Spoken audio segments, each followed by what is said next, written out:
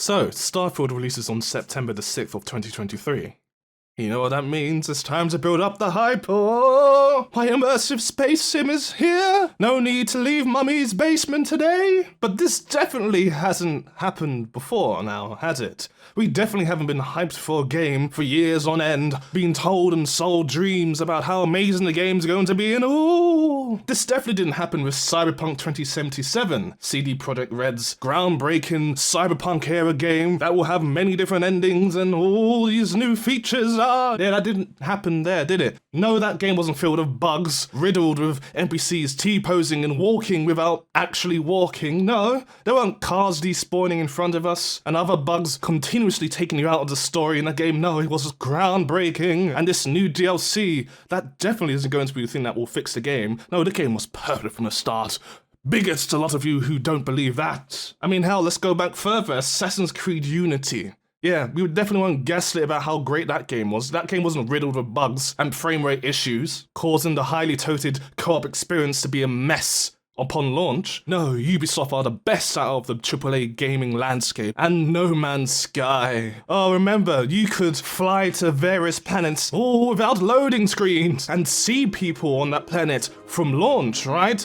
No, there definitely wasn't any proof of that being completely false. The many barren planets filled with the worst AI animals I've ever seen, with the game being devoid of any sort of content. Until 2 years later, where the game is now amazing. No, that wasn't the case. The game was amazing from the start, and anyone who said otherwise is a bigot. He's a liar. He's manipulating you. Don't trust those incels. Buy the game, please. Let's get deeper. Yeah, you like getting deeper. Star Citizen, and I love this game. I love this game so bloody much that I bought a Constellation Andromeda for over £200. I thought they deserved my money, whilst Chris Roberts continues to sell ships that haven't even been made in the game yet for the price of a car. You could literally choose between a Toyota Prius second-hand and a ship that hasn't even been made. No, that's definitely not it. The game is amazing, and they'll definitely add in server meshing on time. Oh wait, it's 2023. Yeah. And I'm sure they're not sweeping Squadron 42 underneath the rug. They wouldn't do that. And the new scavenging tech that's been added into the game, if you can call it a game, as well as the object persistence, that definitely didn't break the game in the new update that released. No, Star Citizen is groundbreaking, has no issues, and anyone who says so is just hating on the game. Shame on them, shame, shame, shame. And Elite Dangerous Odyssey. Remember when that released? Oh, when they finally had ground combat and actual characters that could leave your ship and explore the landscape of the planets that you can fly to. There was definitely no issues there and no bugs littering the game that people paid for. No, the game was amazing. And anyone who criticizes Elite Dangerous is just a Star Citizen lover. They're just hating on Elite Dangerous because of their tribalism. Oh. And now let's get closer to home since we're talking about Bethesda. Remember Fallout 76? 16 times the detail. 16 times the detail, they said. The game definitely didn't break the previously established law regarding the Brotherhood of Steel being operational 20 years after the bombs fell. That didn't happen. The previous games are lies. Manipulation tactics by Obsidian, who are jealous that they don't have the realms to decide what happens in the law. No, it's all corruption. Don't trust them. Don't listen to them. The Brotherhood of Steel was there from the start. You just don't know it. And there was no groundbreaking bugs, no characters falling through the floor, no glitched out NPCs, none of that. The graphics were amazing, 16 times the detail of Fallout 4. In those power armor helmets they gave out, no, they were amazing. Ripped straight out of the game, they were groundbreaking, definitely not filled with mold. They established a style that was taken from the 1940s, that took things like the assault rifle and made it look like a blimp. Like a Zeppelin. Now that's how things are meant to look. There weren't real guns in the Fallout universe at any point in time. No, not at all. Anyone who said that is giving you fake news. Don't trust them. And who said that RPG games, especially Bethesda ones, don't need to have NPCs at launch that you can communicate with? Whoever said that isn't a real Fallout fan. They're fake news. The big bad. And let's get close to home for me.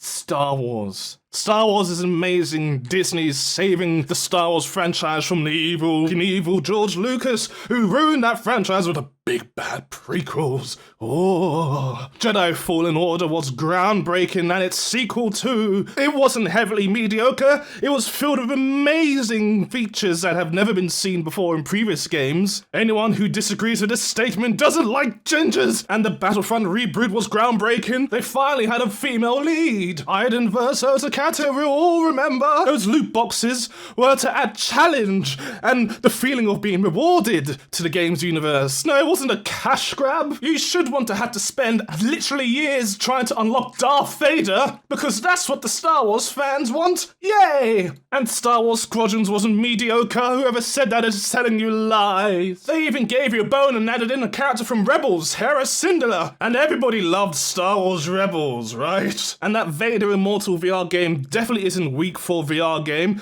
Who needs blade and sorcery with the Outer Rim mod, right? Just a lot of virgin incels who have to spend time modding their game instead of paying money to the mouse. Just consume product and be excited for new product. That is what they want you to think, because it makes them money and pleases their shareholders at your expense. Do you know why companies like Activision keep making crappy Call of Duty games nowadays, whose stories keep getting worse with each single release?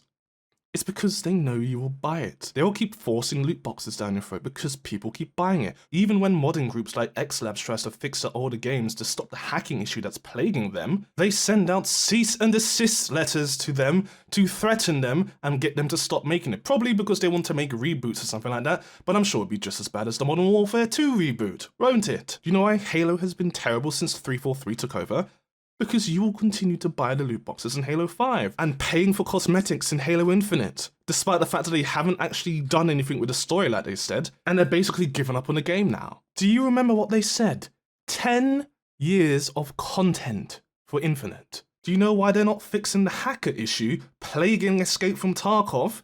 Because you still give them your money. You still go on Twitch and try and get the Twitch drops to all the content creators to inflate the viewership and help contribute to the gaslighting of everyone thinking that people love the game. Meanwhile, anyone who's disgruntled with the game criticizes it heavily or decides to play single-player Tarkov or Emu Tarkov so that they can mod it or play it by themselves, gets banned from the game and gets a copyright strike. Wow, imagine if they updated their anti-cheat software. Maybe the hackers would get the same treatment too. All of these anti-consumer practices. And yet, you keep giving them your money. You keep creating the dragon to slay. You keep feeding the dog that bit you. You keep clapping at mediocrity. Why would they do the right thing then? Why would they make a good game? Why would they release a game in an unfinished state?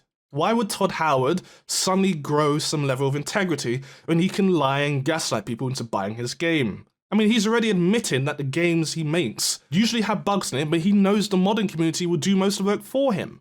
And people still love the games. And that goes for Skyrim too. I love Skyrim. I played it a lot. I have 1,200 hours in that game. It was one of the first games I bought for the PC. And I have never, nor will I ever play that game without mods. It is simply mediocre without mods. The story is mediocre. The combat is mediocre. The RPG elements are mediocre. Whilst better than Fallout 4's RPG elements, because let's face it, you're not playing your own character, the game pushes you towards the 4 main factions, even though morally they want you to pick the Minutemen or the Railroad. The 2 worst factions. I get that. Bethesda makes amazing sandbox games at a surface level with basic implementations of mechanics, because they know that the modders will make more stuff for them. But hey, maybe I'm just being unfair to Todd Howard. Let's hear it from the horse's mouth. Let's see if anything he says can hint that he might be being disingenuous again, and that our hype is unwarranted.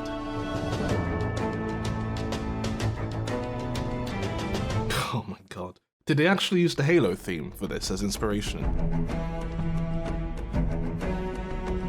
Okay, maybe Xcast gives a damn about Halo, but let's be honest. If Xbox and Microsoft as a whole actually gave a damn about Halo, wouldn't the franchise be flourishing right now instead of being ran into the dirt? What's up, everybody, and welcome back to another episode of the Kinda Funny Xcast, your home for all things Xbox here at Kinda Funny. Yeah, I haven't touched my Xbox in like 6 years, you know, because I can just play the Xbox games on the PC, the superior platform. I am joined by my two gaming dads back at it again, and one incredible special guest, of course, from Bethesda Game Studios. It's Todd Howard 16 times the detail. in the building. Todd, I'll start with you because you're our guest. How are you today? 16 times the detail. Yeah, I'm going to skip over to the important parts for you because this thing is pretty long. Todd, we land on these planets and people are blown away by the size and the scope of things. Is there a land vehicle or an option to maybe mount some of these wildlife creatures to use as a land transportation mode of transport? There is not. There are no forms of travel in this multi-planet, multi-system space RPG game where you can land on planets and moons. Not typically small celestial bodies, mind you. And there are no forms of transport for the land section in the game. At all? Right. You know, we do design it. I think when we've seen this with our other games where we want to design it so it feels good on foot, but we do have the boost pack.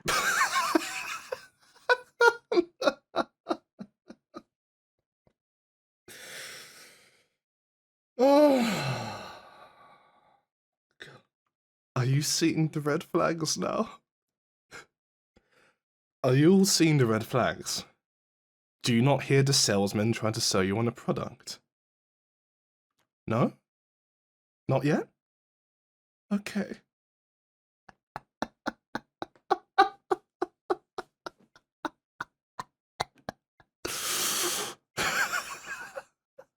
You saw some of that in the video, and you have skills for the boost pack. So the boost pack almost acts like this vehicle. It's super fun where you can fly through, and then the low gravity planets are just really, really something special in the game.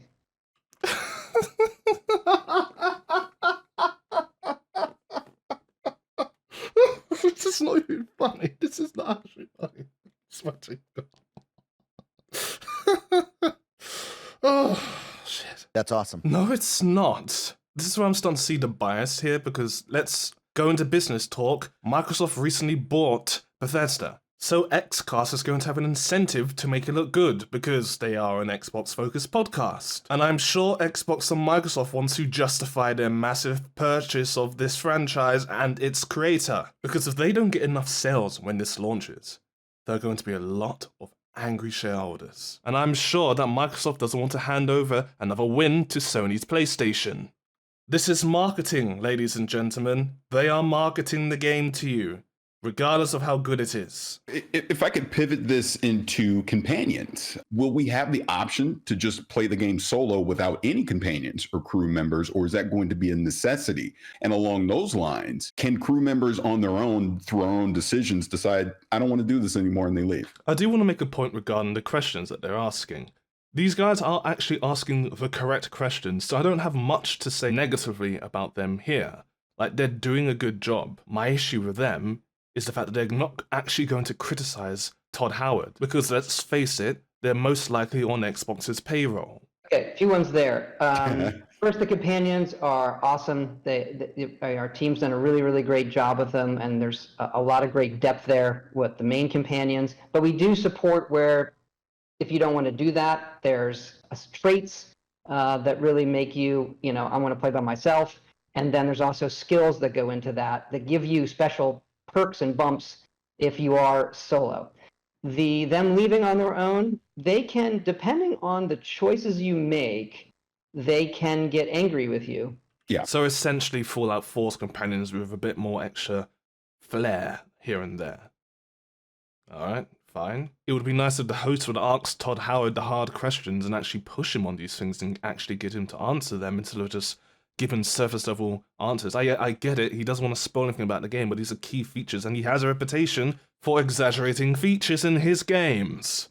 I think we deserve to know a bit more, as a moral obligation. But you know what, as long as there's not a guy walking around in a bloody beige suit and a weird hat asking me to help settlements every damn 20 minutes, I think I might be okay.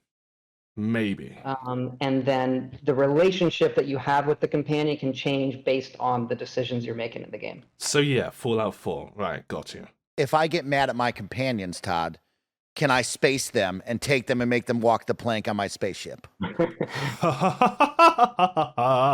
Yeah, these are the questions we needed to hear, right? I'm going to skip over some of these and get to the more important ones again. Are the Constellation companions the only ones that are able to be romanced? A lot of people very excited about romancing NPCs. Yeah, I'm not surprised about this one in the slightest. I've been on Nexus Mods and Lovers Lab. I know what you degenerates get up to. What is the breadth of that? Is there a wide range? The 4 main Constellation ones are the ones that support full quest lines for them and romance. Only 4? So you can't romance any of the others? And there's meant to be, 1,000 planets or systems, right? I can't remember the specific one. I'm not really in it for the romancing, but don't you think that's a bit small in comparison to the older games? Especially when you're meant to have 1,000 planets? A game of this size should have much more. Hell, make them random NPCs that use procedural generation techniques. It doesn't really matter. Just flesh it out a little bit. I wish he would have also given us a better answer than that. He was very cut to the point and didn't elaborate or anything. Red flags be waving. Could my crew on my ship be all robots? Technically, yes. Okay. It's so weird, the Awesome. questions that people come up with. I mean, I actually think that was a good question, to be quite honest, because I mean, well, this has been done with Fallout 4's Automaton, and any robot in Fallout 4 that you make or find can be assigned to do specific tasks that settlers would normally do. So I think it makes sense that you could have your own droid army. Sure. I just hope that there's much more NPCs that you can use to do certain things as well, to flesh it out. But my big concern is why the one-word response and the massive awkward look he gave, like he was concerned, or like, oh damn, I lied. I might have to get them to add that in last minute. Yeah. Todd well, creates I- some special games. I Him don't and his want to team. oversell. I mean, there's Bosco, and then there's a few other things, but Okay. not Looking to forward the that. extent of the humans, obviously. Yeah, if that's the case, can you do a better job explaining that? Like, I'm sorry, I struggle to believe you. You have lied so many times about your games. And worst thing is I want to love this game, I really do. Please give me a reason to not need Star Citizen anymore. But we'd be fools to jump in blindly. I think one of the challenges of making a game like this is that when you say, oh, it's, you know, 1 million planets and you can go do anything you want, that people are going to ask sometimes dumb questions like, well, can I go space fishing? You know, and you realize that for every one thing that you can do in a game like this, there's still going to be 100 other things that you cannot do because we're not there yet. But you know, Well, look, that's what we do in the studio, right? When you're doing a game like this or the games that we have done, we ask all the same questions. right? And it's how do we say yes as much as possible?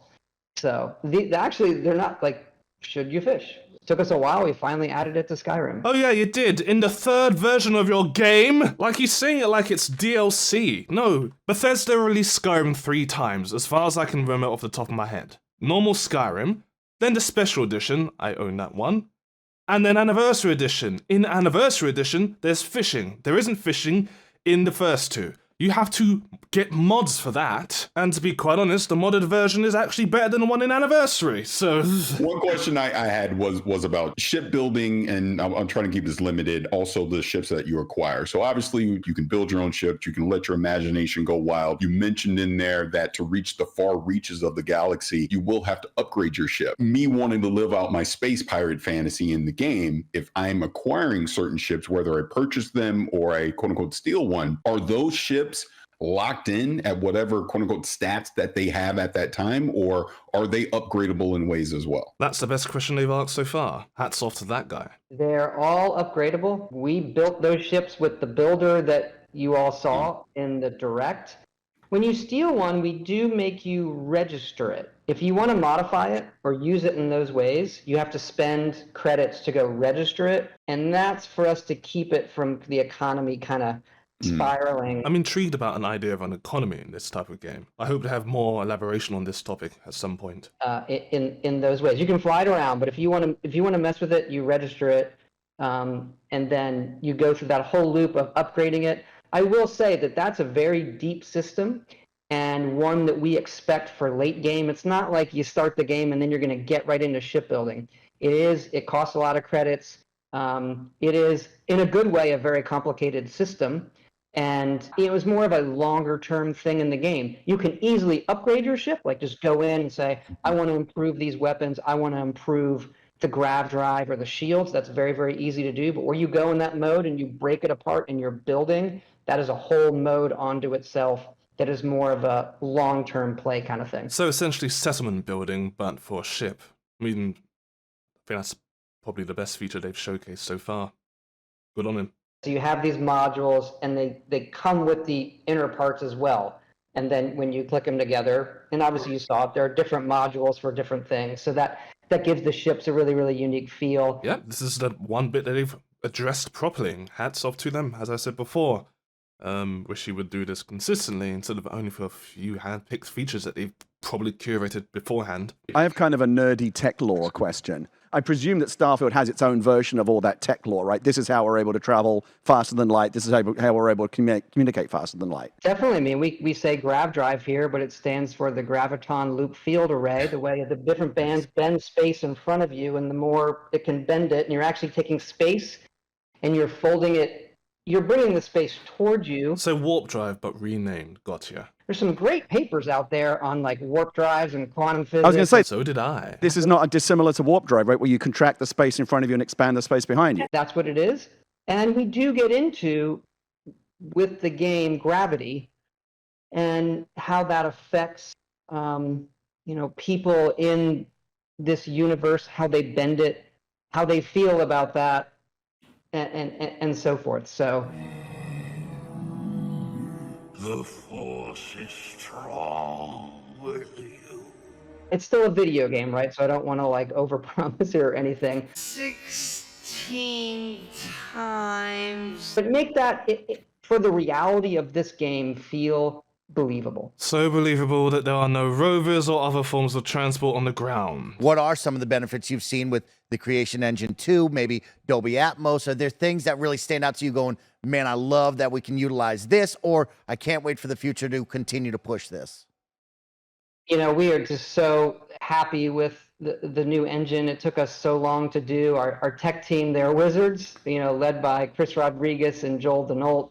And what we're able to do in the game and have all these things looking amazing and running, from all of the items that we're simulating, and people, spaceships, full planets. Full planets that you now have to travel through without rovers or any other forms of travel. Remember, you cannot actually fly the ship to the surface. You pick a place and it goes there. That means that once you're down there, there is no other way to travel without you getting back into the ship, clicking where you want it to go, and then clicking on another part of the map. And we still don't even know the full details of how that works. Do we only go to set locations, or can you go literally anywhere? And if that's the case, you should have just let us fly in the first place. But then again, I imagine there's issues with their engine that they're not going to highlight here because it would be bad for business, so... I think what really makes ours different is that all these quests are running. It's not like you start a mission and we shut everything down. You can be on dozens of these at once, and that creates a lot of chaos sometimes in our games. We're aware of that, but it also creates these magic moments that we just love and our players love, and I think that's what's really, really special about it. I've used your Radiant Crest systems before in several of your games. I hope they're a bit better now, because if they're not, people are going to get bored of your game. Myself included. Well, Todd, that actually leads me into one question that I know the community has been asking a lot since the Xbox showcase. Fantastic interview you did with Ryan McCaffrey, and you did address why Starfield is 30 frames per second. As long as that's only on console, I do not care. I understand the limitations of the consoles. I understand why they need to have capped frame rates. The PCs do not need that. A groundbreaking PC that has a 3090 or, God forbid, the new 4090s can render this game very well at 4K and have at least 120 frames per second. I have a 3080, so I'm not going to have many issues rendering this game and running it at very high frames.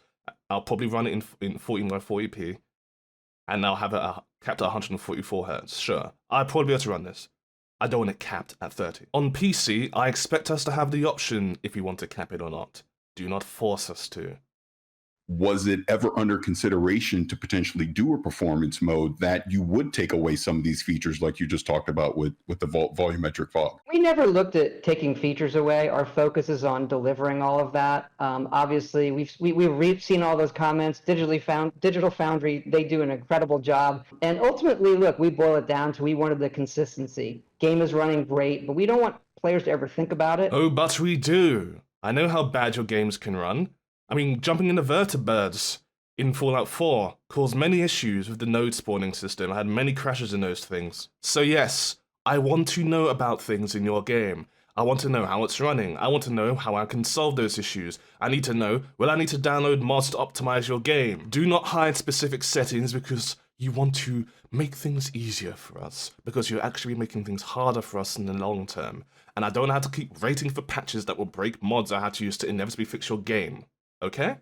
We have obviously seen other games that have performance modes, and we lean toward consistency overall, and we talk to our fans and hear that from everybody. Bull Shizer. So we're feeling really great. Game feels great in your hands. And I would say, look, developers know this, but there are things that you can do to make that look and feel great. Things like motion blur, how fast the game refreshes or reacts to a controller input, all of those things matter to something feeling great. And I can honestly say this is the best feeling game that we've had. I will believe it when I see it, when I feel it. You have lied before, you have scorned us before. I would implore you to do something a bit more consumer friendly, like letting some trusted reviewers like ACG, for example, or Young Yeah have a go at this game and give their opinion. Awesome. Awesome to hear. I have a Please, Mike. question, and this is mainly because it's been on my mind recently, because I'm like a lot of people, I'm playing a lot of Diablo 4.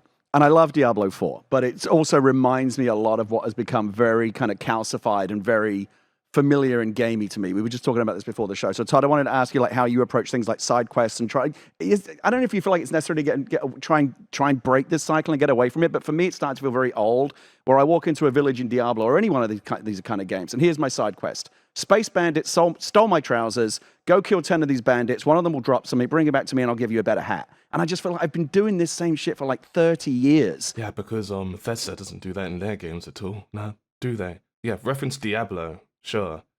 Shame we won't reference the other Bethesda games. Like Fallout 4 or Skyrim that had the same issue. Or they're a bit bad. Fallout 76. These issues are also in those games. I get it, you're going to reference other games because you don't want to make Bethesda look bad, but could it be a little bit more transparent and a little bit more honest? And I'll still do it because that, push the button, get a pellet, dopamine hit still works. But no, I wish we could find a different side quest or dynamic or a different way that didn't feel so like gamey as that. Despite my original skepticism in this topic, this guy is asking good questions alongside the guy who's on the screen with Todd Howard.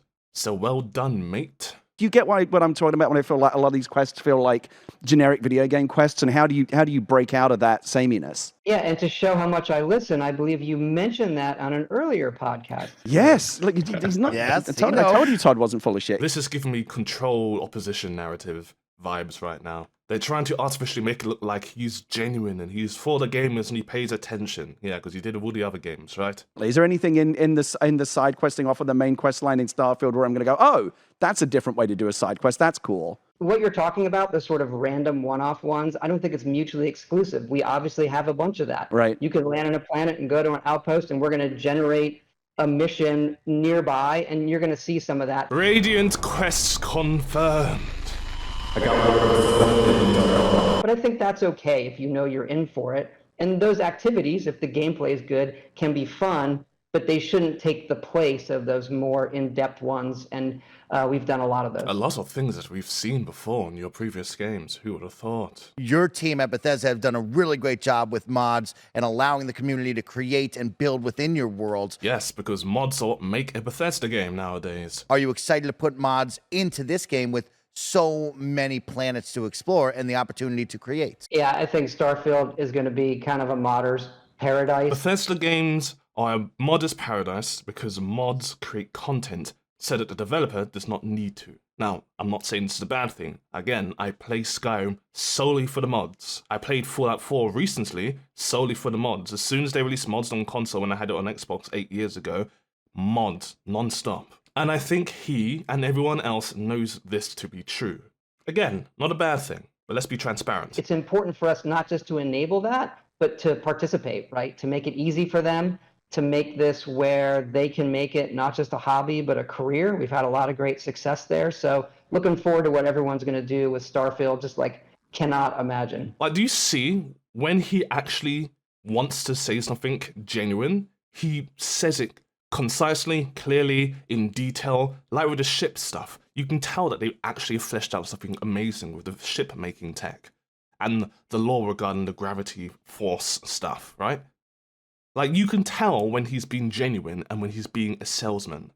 This is him currently being genuine. He genuinely makes games so modders can go ham with it. That's something we should appreciate, because there are many developers who do not appreciate that fact, that the community can create more content and extend the life of your game. That is a precious thing that, whilst I have many gripes with Bethesda for, as well as some other companies and game studios and publishers especially, Bethesda is one of the best when it comes to community. But what we cannot tolerate are these same people being disingenuous, gaslighting us, simply because they know that the community will make their game better. Can I build whatever I want, or do I have to have a certain amount of resources to build whatever, design that I'm thinking of at that time? So Outposts, kind of like I was talking about with shipbuilding, is a very deep system, and it does involve a lot of resources to really, do what you want to do. You can do all of that, so you can land on a planet and start building, but you're going to need to really go crazy. You're going to need to develop your character skills. You're going to have to collect those resources. So this is the part that's going to be basically the assessment function from Fallout 4, right? So nothing's changed here. It's almost exactly Fallout 4 in space with elements of Skyrim. All right, we know that. What else? But there is a ton there, and you can even actually somewhat connect them between planets, shuttling cargo between them. Gone are the days of two-headed cows walking back and forth between settlements. A sad day for Fallout fans. Can Outpost be an economy generator for you as well? Yes, they can. Well, if you want to do merchant gameplay and gets the games for you, it's going to be one of those space-type games. Sure, like EVE Online. Or what Star Citizen is trying to be. Or X4 Foundations, So that covers the economy side of things I wanted. So half the game seems interesting. Is there a certain amount of confidence, like, we know we've got the goods and it's all going to be great? Or is there always that little bit of imposter syndrome, neurosis, like, you never know until it goes out into the world? Like, where are you on that spectrum? But, you've been through it, Gary. You have something. We've worked just so hard on it. Look, we love it, and our fingers are crossed that everybody feels the way that we do about it. Oh, I'm sure, because if this doesn't go well, you guys are screwed. Do you feel like you're carrying like the weight of like Xbox on your shoulders right now when that's kind of the narrative that seems to be emergent, like Starfield was going to be the standard bearer for Xbox this year? well, they are, let's be honest. Like, I went hard into them at the start of this video, but even I have some sort of sympathy for Bethesda, because if they screw up, Xbox dies. And they'll resurrect because Microsoft is backing them, but it will take years for Xbox to recover from that failure. I think I was feeling better before you asked that question. Oh, I'm sure. Your livelihood literally depends on the success of this game. I hope it does well for your sake, and I mean that genuinely. Are there black holes in this game? And my dear friend Emily, she would kill me if I did not ask this, can Vasco wear a hat like Mr. Handy did in Fallout 4? I'm going to pass on the first question. I'll give them this. This is probably because of lore reasons and story reasons. There's probably something involving black holes in the story, hence why he's not asking. So I'll give him the benefit of the doubt here. Can Vasco wear a hat? Not currently, but I'm sure that will be an early mod. And I appreciate him being honest that the modding community is going to carry a lot of the stuff in this game. So he's been somewhat genuine overall in this thing. I'll give him that. Maybe he's learned his lesson. I guess we'll find out, won't we? Yeah, I'm sure it will. Yeah, so the podcast basically ends after this point, after one small irrelevant question. The link will be in the description if you want to go for it yourself. I implore you to do so. Same with all the clips I've used in this video. But that's my reaction to it. So, back to my commentary. As I said before, I am skeptical about this game. We've seen Bethesda let us down many times before. But as we can see, there is promise to it. Should I be hyped based on the small glimmer of promise that is being shown here? No. Intrigue is not the same as hype. Should I go and pre-order the game because of this small potential of it being a groundbreaking, amazing game? No. Learn from the mistakes of your past and history as a whole. Otherwise, you'll be destined to repeat it. Otherwise, you'll be destined to be let down again. Otherwise, companies will not try to improve how they make games and how they market them. But that's how I do things. That's how I go about with my way of thinking and how I approach new content, new games, new films, new TV shows, new whatever. If you still want to be hyped for this game, I will not stop you. It is not my right. But I would recommend you do not. If my opinion is valid to you after what I've shown you, I guess the like to dislike ratio will show that, won't it? Then I don't think you'll be hurt if it fails. But I think you'll also be happy if it succeeds. It's a great middle ground. You're not blindly going into it, and you're not blindly hating a game like some people are. I don't hate this game. I don't hate Bethesda, despite what they've done in the past. But I will never give them the benefit of the doubt again. Trust is earned. Respect is earned. It is not given. Do not give it freely. Let them earn it. The same way, most of us, hopefully, earn our money, they need to earn our money. If Starfield is amazing, then I might give them the benefit of the doubt, but I will never give blind hype to a company again. Fool me once, shame on you. Fool me twice, shame on me. So I will not be hyped for the game, and neither should you in my opinion. But if you do, more power to you. I wish you the greatest of luck in the wars to come. And on September the 6th, hopefully we'll find out if hindsight is a powerful thing.